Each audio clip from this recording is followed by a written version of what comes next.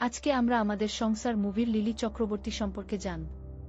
Lily Chakraborty Bangla চলচ্চিত্র ও নাট্যজগতের এক অত্যন্ত গুণী ও প্রবীণ অভিনেত্রী।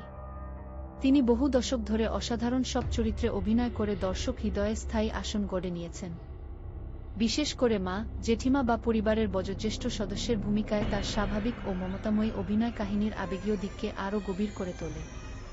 সামাজিক ও পারিবারিক ঘরানার ছবিতে তার উপস্থিতি গল্পের আবেদন বহুগুণ বাড়িয়ে দেয়া। জীবনের নানা বৈচিত্র্যময় রূপ তিনি অত্যন্ত সাবলীলভাবে পর্দায় ফুটিয়ে তুলেছেন। বাংলা চলচ্চিত্রের স্বর্ণযুগ থেকে শুরু করে আধুনিক সময় পর্যন্ত তার অভিনয় যাত্রা আজও নতুনদের অনুপ্রেরণা যোগায়। আজকে আমরা আমাদের সংসার মুভির লিলি চক্রবর্তী সম্পর্কে জানব। লিলি চক্রবর্তী বাংলা চলচ্চিত্র ও নাট্যজগতের এক অত্যন্ত গুণী ও প্রবীণ অভিনেত্রী।